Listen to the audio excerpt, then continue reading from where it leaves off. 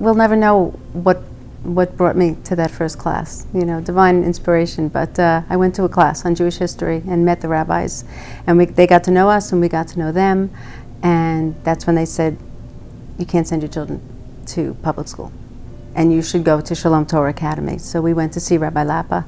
The boys and Jennifer eventually would come home, and we would talk about the Parsha every week at the Shabbos meal. And that was one of the wonderful things that we started as a result of sending our kids to Shalom, was we started having a Shabbos meal every Friday. It influenced our lives. It didn't only influence our children, it changed our lives. The teachers at Shalom have always been warm and wonderful. That's one of our strengths in our school. Caring.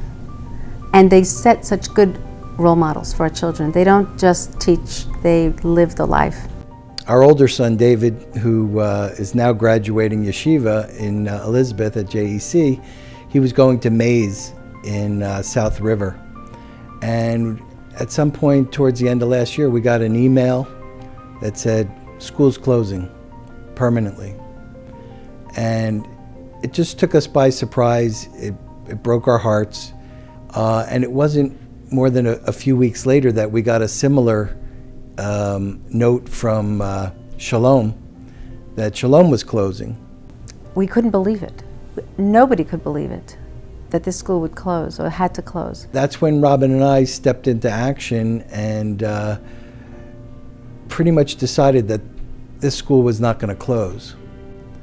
And we rallied the parents and the administration, and probably most importantly, Rabbi Reuven Richter, who's the executive director of the school and chief fundraiser, met with us, and we all just agreed that this school is not going to close. We're going to do whatever we have to do to make sure that the school survives.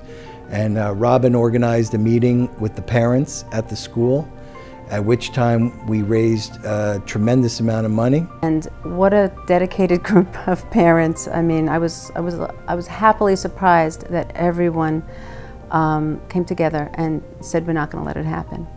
It was the beginning of the saving of the school.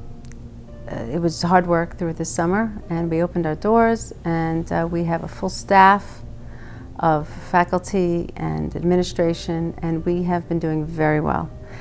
And we expect to continue to do very well. And we just feel like this community needs Shalom Torah Academy, and it needs a wonderful Jewish day school. And so I can't imagine the community without it. And we owe a great debt of gratitude to Rabbi Reuven Richter, to Leon Goldenberg, to Zev Rothschild. It's a conglomerate of people who stepped up, these men, and with help from their wives, just stepped up and decided with us that with the help of the parents and the administration, that we were going to find a way to keep the school open. I think every Jew has a spark inside them, and to us, the idea that we can help in even a small way to bring that spark alive in Jews who are non-affiliated right now. Any kid who comes to Shalom Torah Academy is going to come out a different child. We would like to congratulate all of the honorees here tonight. We are thrilled to accept our award, and we look forward to many, many years of success in Shalom Torah Academy.